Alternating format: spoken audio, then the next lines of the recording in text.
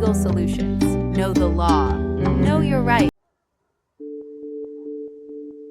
नमस्कार, मैं हूं श्वेता सिंह और आज तक पर आपका स्वागत है। आज हम एक बहुत ही महत्वपूर्ण विषय पर बात करने जा रहे हैं। एक ऐसा विषय जो किसी के भी जीवन में एक मुश्किल घड़ ही ला सकता है।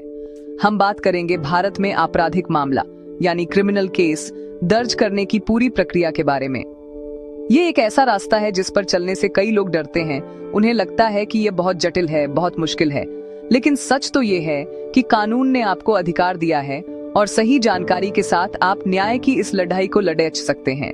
हमारा उद्देश्य आपको डराना नहीं, बल्कि आपको सशक्त बनाना है। आपको आपके अधिकारों के प्रति जागरूक करना है।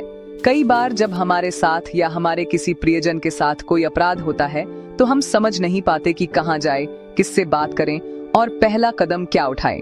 यह उलझन और डर अपराधियों को और मजबूत बनाता है।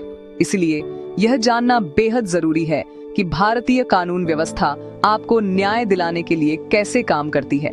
आज इस गाइड में हम आपको कदम दर कदम समझाएंगे कि एफआईआर कैसे दर्ज कराएं, अगर पुलिस एफआईआर न लिखे तो क्या करें और अदालत में मामला कैसे आगे बढ़ता है।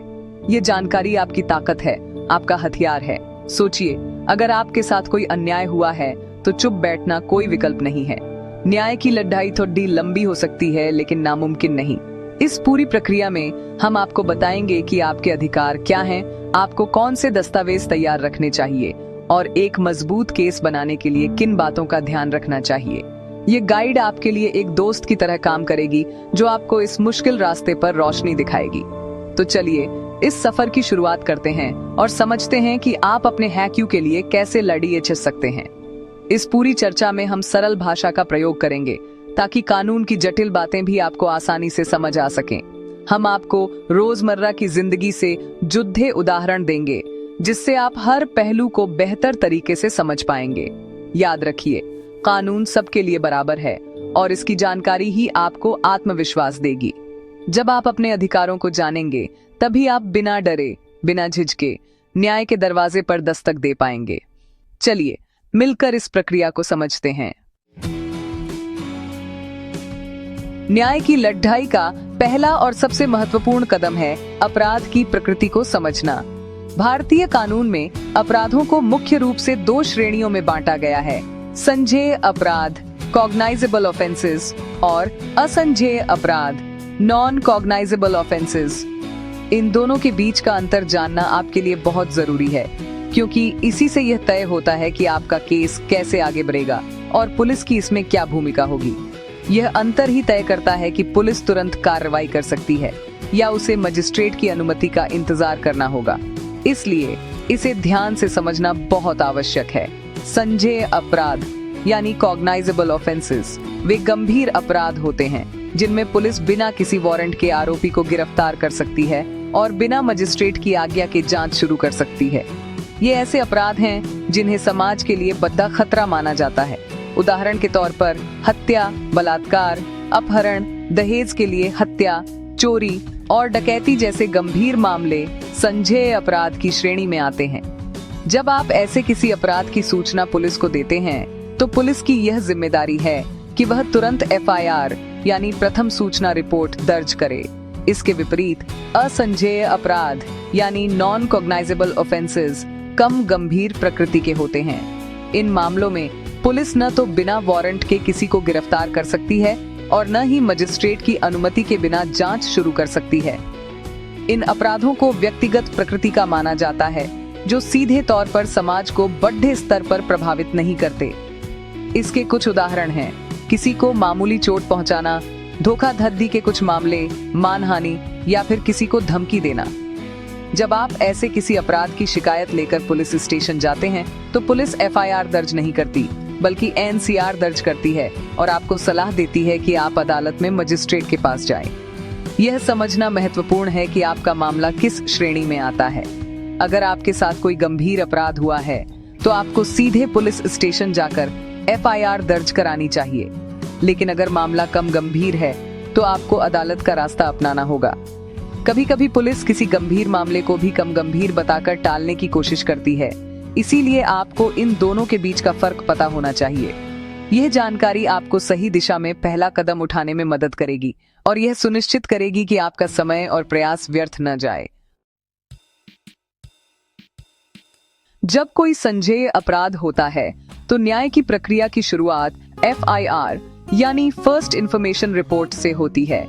FIR आपके केस की नींव है, एक ऐसा दस्तावेज जिस पर पूरा मामला टिका होता है। इसे दर्ज कराना आपका अधिकार है और पुलिस की जिम्मेदारी। FIR दर्ज कराने के लिए आपको अपने नजदीकी पुलिस स्टेशन जाना होता है।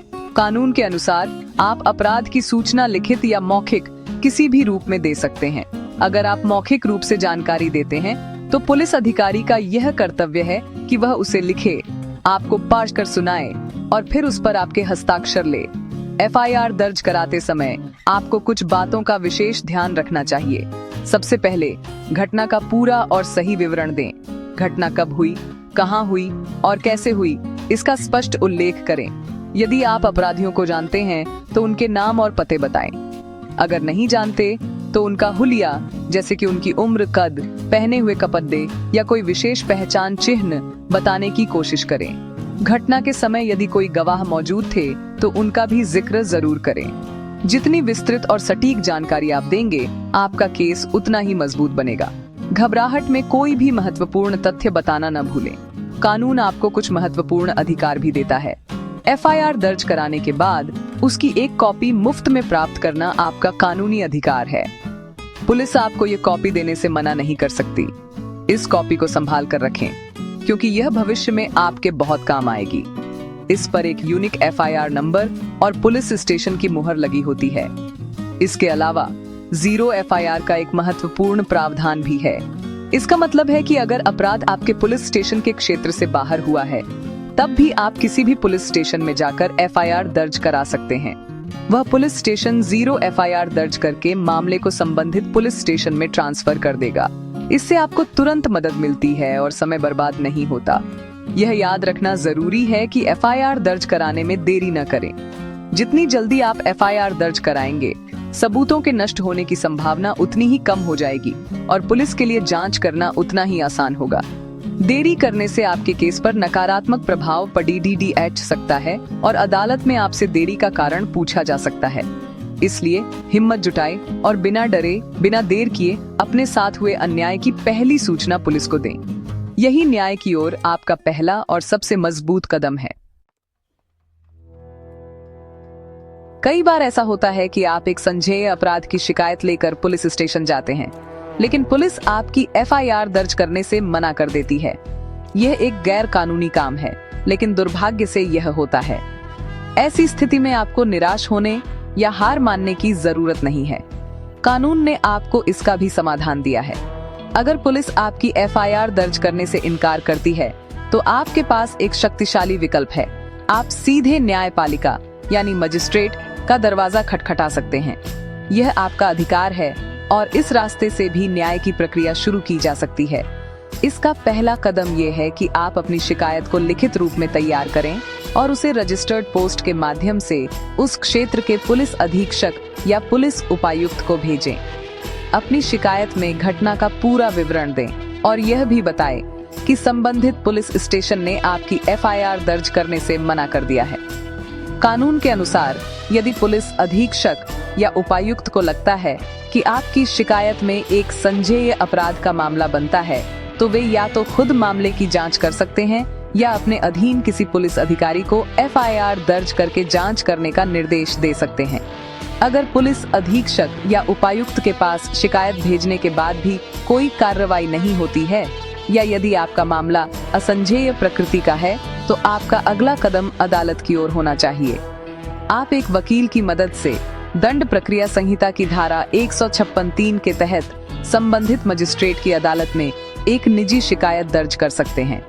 इस शिकायत के साथ आपको एक हलफनामा भी देना होगा, जिसमें आप यह कहेंगे कि आपने पुलिस से संपर्क किया था, लेकिन कोई कार्रवाई नहीं हुई। मजिस्ट्रेट आपकी शिकायत और सबूतों पर विचार करेंगे। यदि मजिस्ट्रेट को लगता है कि आपकी शिकायत में दम है और यह एक संज्ञेय अपराध का मामला है, तो वह पुलिस को FIR दर्ज करने और मामले की जांच करने का आदेश दे सकते हैं। इस आदेश का पालन करना पुलिस के लिए अनिवार्य होता है। यदि मामला असंज्ञेय प्रकृति का है तो मजिस्ट्रेट दंड प्रक्रिया संहिता की धारा 200 के तहत आपकी और आपके गवाहों की गवाही दर्ज करेंगे और फिर मामले को आगे बढ़ाएंगे।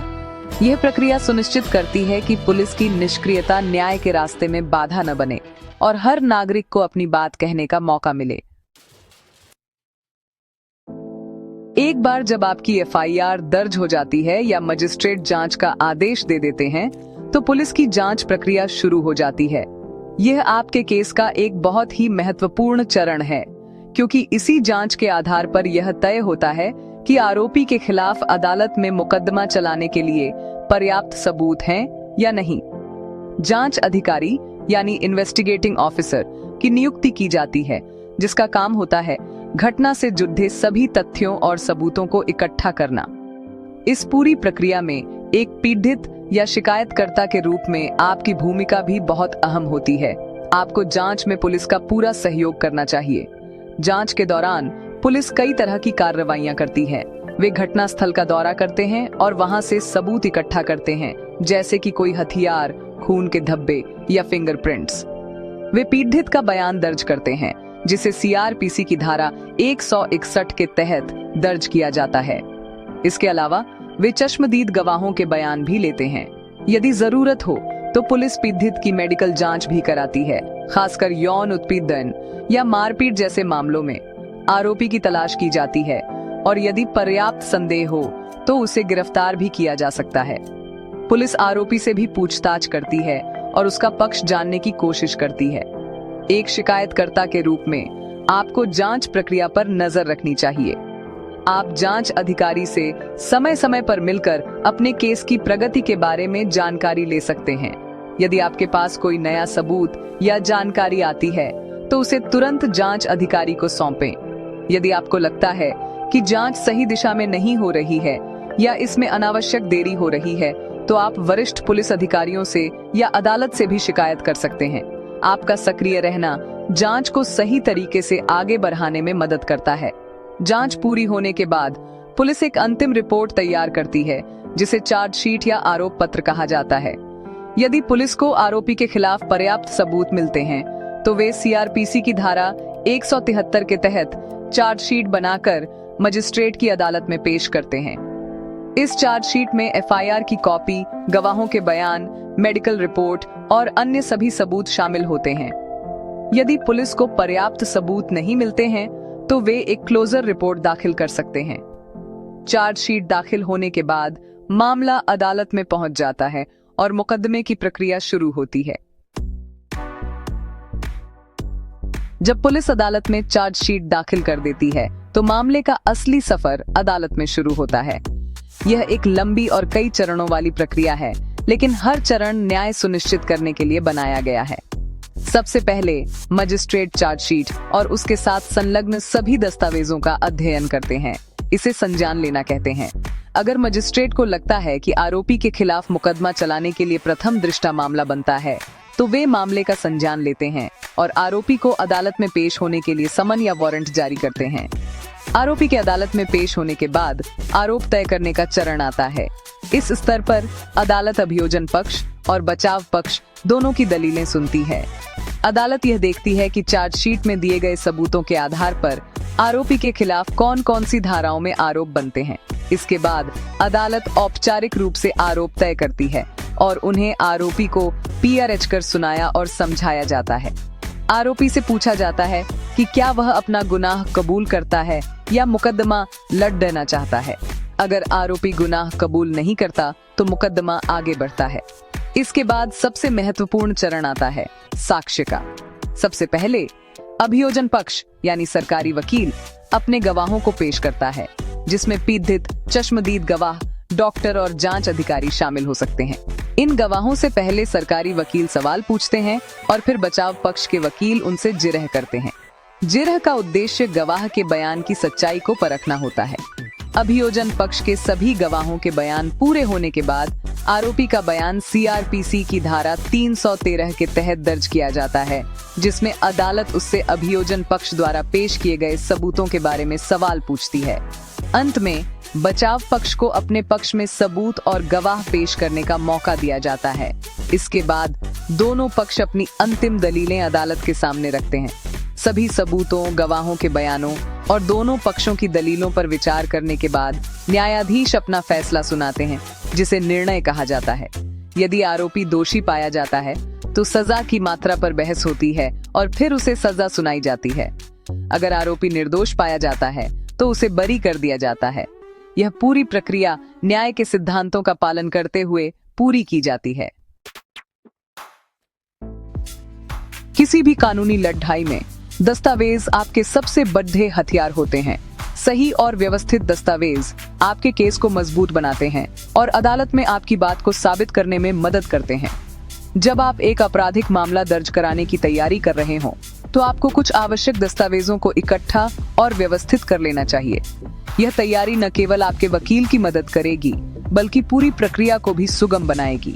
सबसे पहले और सबसे महत्वपूर्ण है आपकी पहचान का प्रमाण। आपके पास अपना Aadhaar card, voter ID card, PAN card या पासपोर्ट जैसा कोई भी सरकारी पहचान पत्र होना चाहिए। इसके बाद आपको घटना से जुड़े सभी सबूतों को इकट्ठा करना होगा। अगर आपके पास कोई लिखित सबूत है, जैसे कि कोई धमकी भरा पत्र, ईमेल या व्हाट्सएप संदेश, तो उसे सुरक्षित रखें। अगर घटना से संबंधित कोई तस्वीरें या वीडियो रिकॉर्डिंग है, तो वह एक बहुत मजबूत सबूत हो सकता है। अगर कोई मेडिकल जांच हुई है तो उसकी रिपोर्ट यानी MLC बहुत महत्वपूर्ण होती है। अगर कोई वित्तीय लेन देन हुआ है तो बैंक स्टेटमेंट या रसीदें भी सबूत के तौर पर काम आ सकती हैं।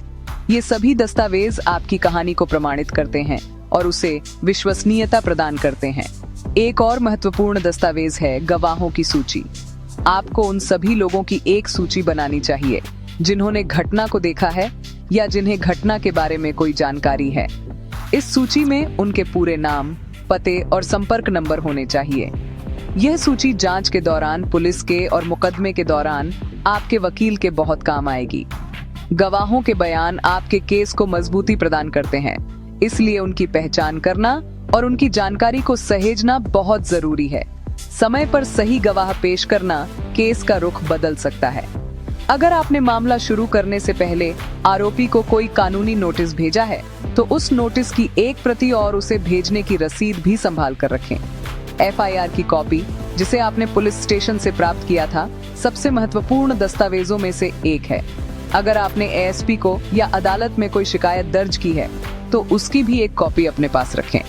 इन सभी दस्तावेजों की एक फाइल बना लें और उनकी कई फोटोकॉपी करा कर रखें। एक कॉपी अपने पास, एक अपने वकील को दें और एक अदालत में जमा करने के लिए रखें। ये संगठित दृष्टिकोण आपको लंबी लड़ाई के लिए तैयार रखेगा।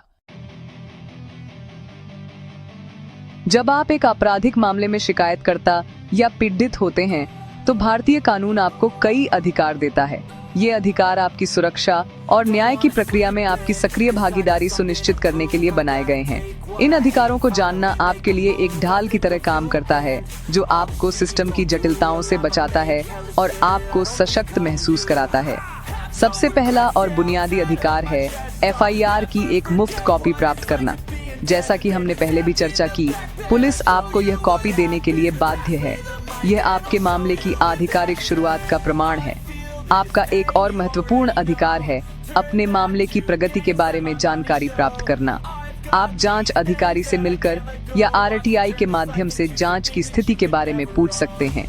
अगर पुलिस जांच के बाद मामले को बंद करने का फैसला करती है और क्लोजर रिपोर्ट दाखिल करती है, तो पुलिस को आपको इसकी सूचना देनी होगी। आपको इस क्लोजर रिपोर्ट को अदालत में चुनौती देने का भी अधिकार है।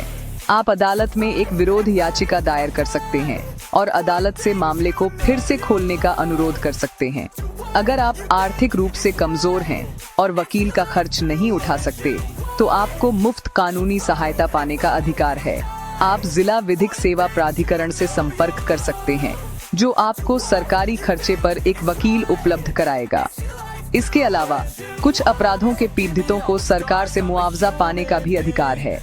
उदाहरण के लिए, एसिड अटैक या बलात्कार जैसे मामलों में पीड़ित मुआवजा योजना के तहत वित्तीय सहायता के लिए आवेदन कर सकते हैं।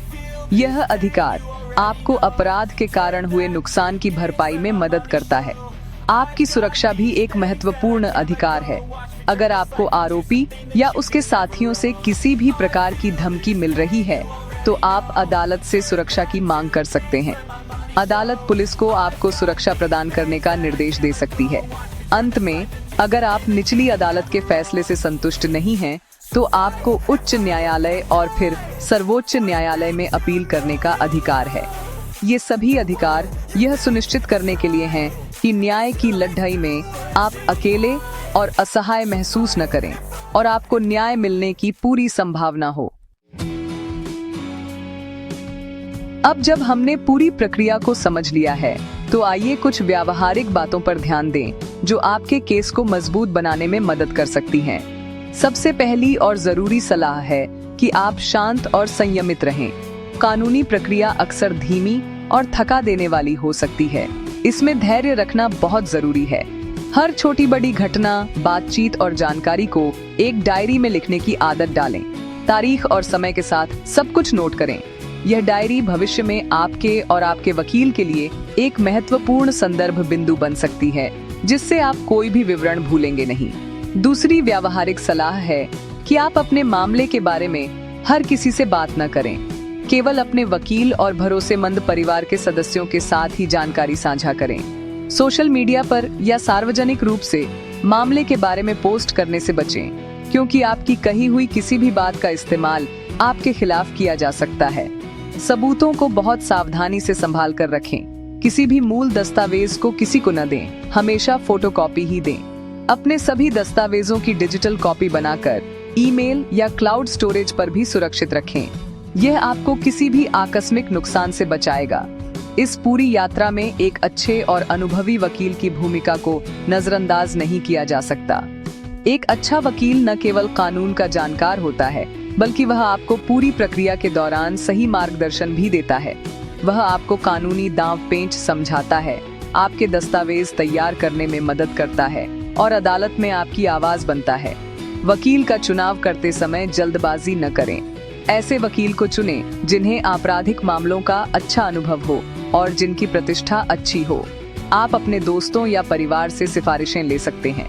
अपने वकील से खुलकर बात करें और उन्हें घटना की पूरी और सच्ची जानकारी दें। कोई भी तथ्य न छिपाए, क्योंकि एक छोटी सी छुपाई हुई बात भी बाद में आपके केस को कमजोर कर सकती है। अपने वकील पर भरोसा रखें, लेकिन साथ ही अपने केस की प्रगति पर भी नजर रखें।